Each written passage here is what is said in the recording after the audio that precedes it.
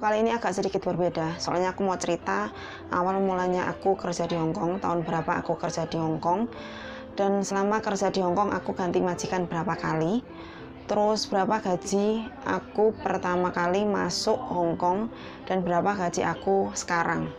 Nah, ini yang jadi pertanyaan kita sama ini. Bener nggak sih majikan Hong Kong itu kebanyakan cerewet? Bener nggak sih kita kalau kerja di Hong Kong itu harus kuat, harus tahan mental? Dan yang lebih parahnya lagi, aku jagain kakekku ini masih sehat. Kalau kencing itu suka di celana. Kencing di celana, berak di celana. Dia itu sering beraknya tuh bercecer-ceceran di jalan. Bahkan yang lebih parahnya lagi tuh berceceran di mall. Pada saat itu aku merasa kayak dijebak sama teman sendiri. Gaji per bulannya aku bisa nyampe 12-13 juta. Nenek aku ini baru aku jaga 9-10 bulan. Dia itu meninggal juga.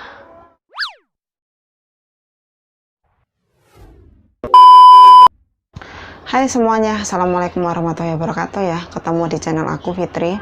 Di video kali ini nggak ada unsur apa-apa ya, nggak ada pamer, nggak ada apa. Cuman aku ingin nge-share ke kalian awal mula aku proses di PT sampai terbang ke Hong Kong. Nah, berhubung hari ini aku libur, jadi aku mau cerita sedikit ke kalian. Awal aku kerja di Hong Kong itu kalau nggak salah tahun 2016. Habis lebaran haji ya, kalau nggak salah bulan September kali ya. Dan aku masuk PT itu selama 2 bulan, bukan 2 bulan, 3 bulan setengah teman-teman ya. Aku baru masuk PT itu 1 minggu, alhamdulillah udah dapat job. Soalnya di pikiran aku saat itu ya teman-teman, aku tuh nggak pernah mikirin nanti berat nggak ya kerja jaga nenek sama kakek lumpuh. Secara dua-duanya itu lumpuh katanya. Tanpa berpikir panjang aku langsung mengiyakan. Aku langsung tanda tangan. Di situ juga aku sangat-sangat bersyukur ya, karena masih banyak teman aku yang lain yang 3 bulan, 4 bulan, bahkan ada yang 7 bulan belum dapat job. Alhamdulillah aku baru masuk situ. Pertama kali aku masuk PT, aku ditawarin, kamu mau jaga apa? Dia bilang gitu, kamu mau jaga anak-anak atau kamu mau jaga orang tua? Pengalaman kerja aku selama ini aku jaga orang tua, jadi aku pengen jaga orang tua aja, aku bilang seperti itu. Terus aku terbang kalau nggak salah tanggal 28 Desember. Aku di PT selama 3 bulan setengah. Aku terbang kalau nggak salah itu sore ya, sore jam 4 dari Bandara Jakarta sampai ke Hong Kong itu jam 9 malam, karena perjalanan kurang lebih 4 jam. Sampai Hong Kong kita nungguin agensi jemput. Itu sekitar jam 11 malam. Jam 11 malam kita dijemput agensi dan dibawa ke boardingnya agensi ya. Pagi jam 7 kita bikin KTP Hong Kong. Terus aku nggak langsung dibawa ke rumah majikan ya teman-teman. Aku nginep dulu di agensi selama 3 hari. Setelah itu aku dibawa ke agensi cabang, yang dimana itu cabang itu ada di tempat majikan aku tinggal saat itu. Sekitar jam 12-an aku nyampe cabang agensi yang ada di tempat tinggal majikanku ini. Aku tuh nunggu lama banget, dari jam 12 sampai jam 6 sore baru dijemput sama majikan. Setelah aku sampai di rumah majikan, aku ketemu nenek sama kakek aku, dikenalin nenek sama kakek aku. Ternyata mereka itu nggak seperti yang ada dalam pikiran aku saat itu, lumpuh gitu. Orang kalau lumpuh itu pasti pemikirannya udah nggak bisa ngapa-ngapain, di tempat tidur aja gitu kan. Tapi berbeda balik sama pemikiran aku. Ternyata kakek sama nenekku alhamdulillah dua-duanya itu masih sehat. Dua-duanya masih bisa ngapa-ngapain sendiri. Jadi aku di situ cuma fokus nemenin nenek, karena nenek aku saat itu suka jalan-jalan ya. Jadi cuma fokus nemenin nenek jalan-jalan aja. Cuman kalau kakekku dia masih bisa ngapa-ngapain sendiri. Nah, ini yang jadi pertanyaan kita sama ini. Bener nggak sih majikan Hong Kong itu kebanyakan cerewet? Bener nggak sih kita kalau kerja di Hong Kong itu harus kuat, harus tahan mental? Aku selama kerja di rumah majikan aku yang pertama ini ya, dia tuh nggak pernah menunjukkan kalau dia itu bener-bener seperti yang orang bilang, orang Hong Kong itu cerewet lah, orang Hong Kong itu jahat lah, orang Hong Kong itu bla bla bla bla. Karena majikan aku ini 1 bulan sampai 3 bulan itu orangnya baik banget teman-teman. Dia nggak pernah menunjukkan kalau dia itu cerewet. Tapi setelah 3 bulan berjalan, 3 bulan menuju 4 bulan, udah keluar semuanya sifat aslinya dia. Dia suka banting-banting barang, dia suka ngelempar-ngelempar barang. Kalau misal kita kerja nggak sesuai apa yang dia inginkan, nggak bisa ngasih tahu baik-baik, itu enggak. Dia langsung buang ini, buang itu, lempar ini, lempar itu. Terus yang lebih parahnya lagi, kalau dia kerja ya mungkin di luar sana dia ada masalah atau mungkin ada permasalahan di luar terus dibawa pulang, aku yang kena imbasnya itu. Sedikit-sedikit salah, kerja ini salah, kerja itu salah, masak sayur kematangan salah, kurang mateng salah, teksturnya harus bener-bener pas. Dan sering banget majikan aku itu kalau ngasih tahu itu beda-beda. Hari ini ngasih tahu ini, besok aku lakuin caranya beda lagi. Terus pokoknya dia tuh ngasih taunya itu nggak konsisten gitu loh, berubah-ubah. Jadi kitanya yang ngikutin kan bingung. Jadi seakan-akan kita yang serba salah terus kan. Terus cerita menariknya, waktu aku kerja di majikan pertama ya, kakekku itu suka banget kencing sama berak di celana. Dan dia tuh kalau berak itu kayak kayak nggak terkontrol. Kalau misal dia pengen berak ya udah keluar saat itu juga, nggak ngeh itu tempatnya di tempat umum atau di mana. Jadi dia tuh sering beraknya tuh bercecer-ceceran di jalan. Bahkan yang lebih parahnya lagi tuh berceceran di mall. Pada saat itu temennya kakek ataupun temen aku yang kenal, yang tahu aku jaga itu orang, jadi mereka itu pada nyari aku, pada telepon, pada SMS. Karena sebelumnya aku itu nggak pernah ada yang betah di majikan ini. Paling 7 bulan dia keluar ganti majikan, 1 tahun dia keluar ganti majikan. Dan alhamdulillahnya aku sampai 2 tahun sampai finish. Dan waktu itu majikan aku nawarin aku buat tambah kontrak ya. Dia itu udah 3 kali ngerayu-ngerayu aku tambah kontrak, cuman aku nggak mau tambah kontrak. Gaji pertama aku itu 4.310, kalau nggak salah sekitar kurang lebih hampir 8 juta ya. Itu gaji pertama kali masuk ke Hong Kong. Terus di majikan kedua ini aku gantiin temen sendiri, masih satu flat.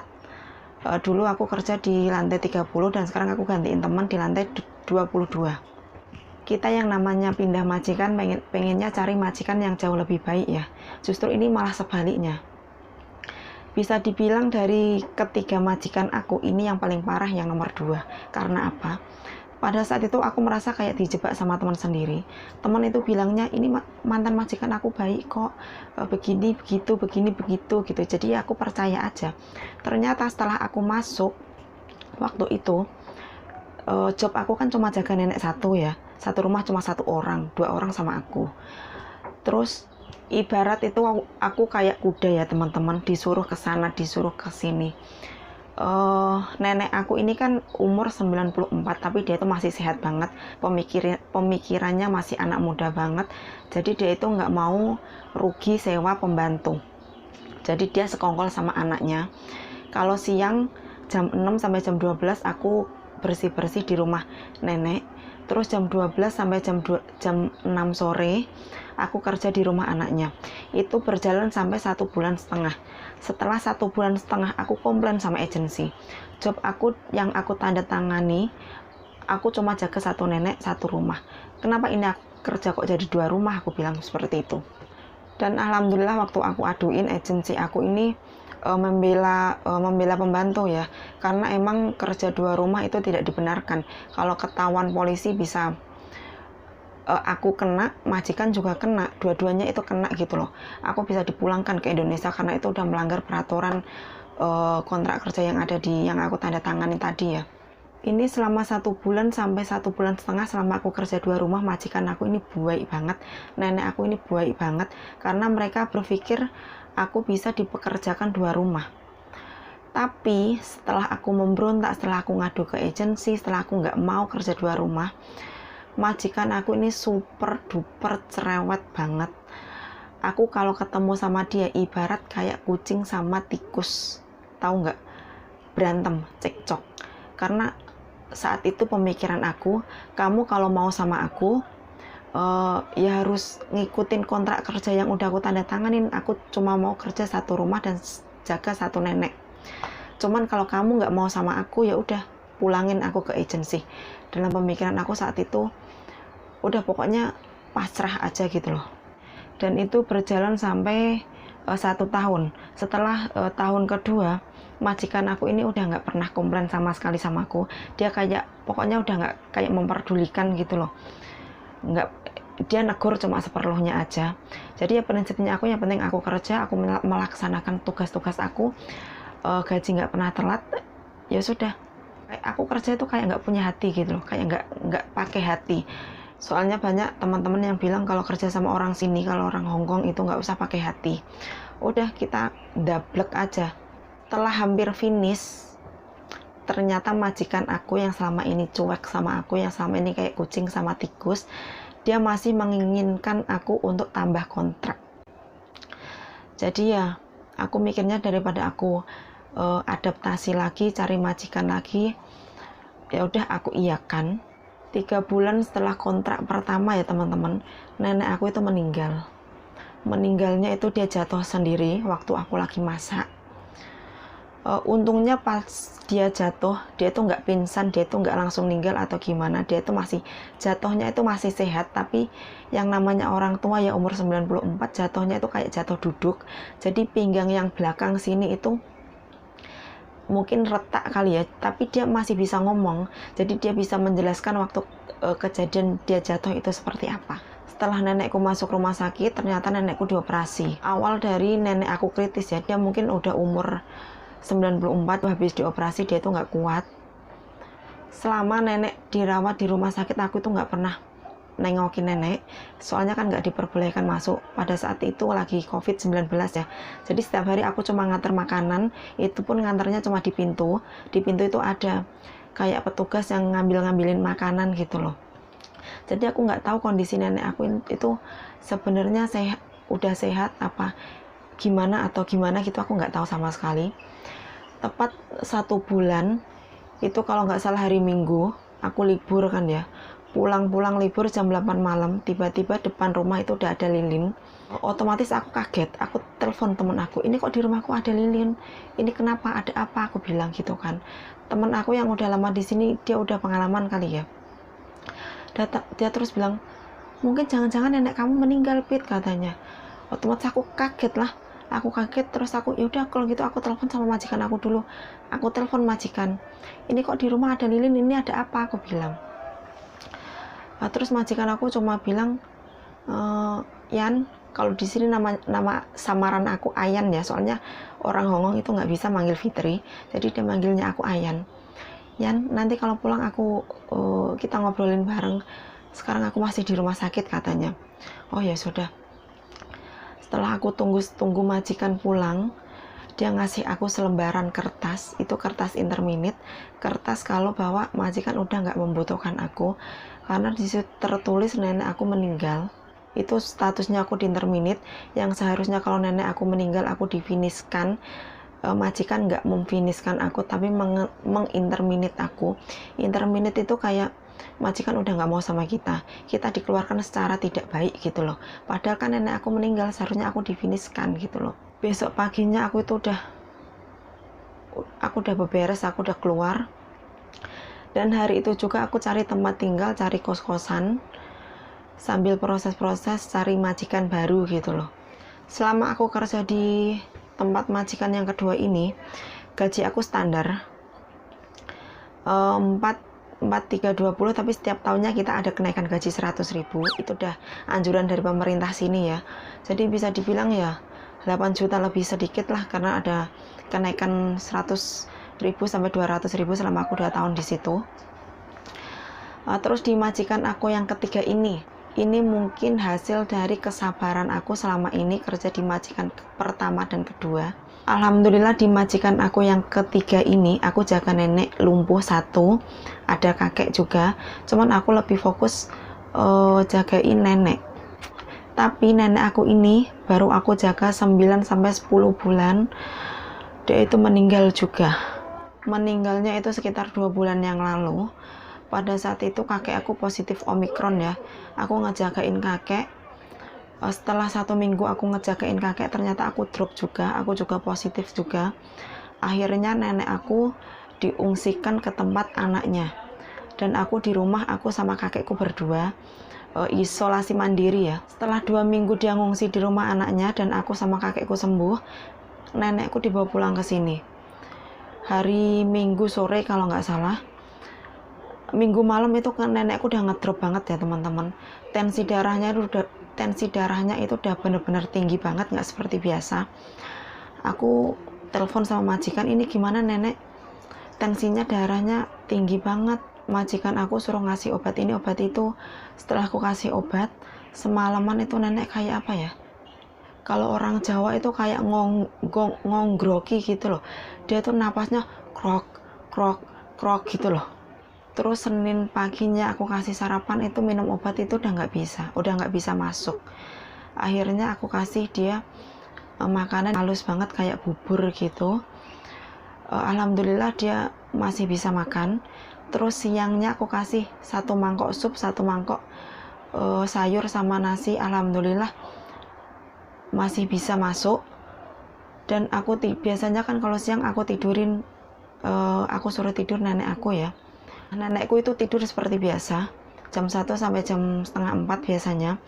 Nah pas setengah 4 ini aku mau bangunin nenek, mau kasih susu. Pas aku bangunin itu kok dia nggak gerak sama sekali. Terus tidurnya itu kok kayak nggak biasanya ya, mulutnya itu terbuka. Terus dia itu kayak mukanya pucet banget, dia udah kayak nggak napas gitu. Otomatis aku pada saat itu udah kayak keringat dingin ya, soalnya nenek aku ini kok udah nggak napas. Langsung aku telepon semua anak-anaknya, aku telepon nggak ada yang jawab. Aku kasih tahu kakek aku pada saat itu lagi tidur. Aku suruh ngecek ini nenek bener-bener udah nggak ada napas atau gimana. Ternyata dicek kakek bilang ini udah nggak napas Cece katanya. Di situ aku bener-bener lemes banget ya. Pada saat itu aku nelpon anaknya belum ada yang jawab sama sekali. Dan setelah beberapa kali aku voicemail di WhatsApp ya, alhamdulillah didengerin majikan juga. Terus majikan telepon dan aku kasih tahu kondisi nenek sekarang. Dia semua anak-anaknya buru-buru datang ke rumah nenek. Gak lama kemudian anaknya nenek datang, ambulan datang, polisi datang. Nenekku dibawa ke rumah sakit dan gak lama kemudian ada kabar kalau nenekku udah gak ada. Dan selama aku jagain nenek, ini bisa dibilang gaji tertinggi aku selama aku kerja di Hong Kong. Gaji per bulannya aku bisa nyampe 12-13 juta. Soalnya kan aku ada uang lembur, kadang dikasih uang majikan, kadang dikasih dibeliin makanan sama majikan di toko Indonesia gitulah. Tapi ini berlangsung sampai 9-10 bulan. Tapi setelah nenek aku meninggal, gaji aku normal seperti biasa, sekitar kalau uang ini sekitar 9 juta ya. Dan sekarang lebih alhamdulillahnya lagi ya, bukan karena nenek aku meninggal. Kalau disuruh milih, mendingan aku ada nenek tapi gaji sampai 12-13 juta. Soalnya sekarang ya bener gaji menurun banget, tapi sekarang itu udah nggak ada kerjaan sama sekali, cuma jaga kakek satu aja. Dan kakekku ini udah bisa ngapa-ngapain sendiri. Kerjaan aku cuma beres-beres rumah, nyuci baju, sediain dia makan, udah nggak ada kerjaan lain. Lebih banyak tidurnya daripada kerjanya, alhamdulillah banget ya. Dan di majikan ketiga ini alhamdulillah udah berjalan 1 tahun, kurang 1 tahun lagi finish. Nanti kedepannya aku nggak tahu mau nambah lagi atau enggak, mau pulang atau enggak. Soalnya aku udah hampir 7 tahun, kalau udah finish ini aku 7 tahun ya aku nggak pulang sama sekali.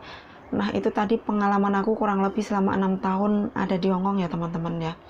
Buat kalian yang mungkin kehidupannya jauh lebih baik daripada aku ya bersyukur, banyak-banyak bersyukur lah daripada aku. Di majikan pertama sama kedua ini benar-benar menguji kesabaran aku, tapi alhamdulillah di majikan ketiga ini aku benar-benar bersyukur dapat majikan yang nggak pernah marahin aku sama sekali, nggak pernah nuntut ini itu sama sekali. Ya udah kalau gitu video dari aku. Video ini nggak ada unsur pamer, unsur ria atau apa sejenisnya. Ini cuma aku ingin berbagi pengalaman aku selama aku kerja di Hong Kong. Ya pokoknya ambil positifnya aja. Ya udah kalau gitu ngomong hari ini sekarang aku libur ya. Jadi ini udah jam 11 aku mau keluar. soalnya udah kakekku tadi udah ngasih tanda, Cece nanti kamu kalau libur bawa jaket, soalnya kan di luar dingin. Itu kayaknya udah pertanda aku disuruh benar-benar keluar dari tempat ini karena ini udah libur ya. Jadi aku nggak mau lama-lama lagi. Terima kasih buat kalian yang udah dengerin cerita aku, dengerin kisah aku selama kerja di Hongkong. Pertama kali aku ke Hongkong sampai sekarang. Terima kasih banyak. Next video aku, bye bye.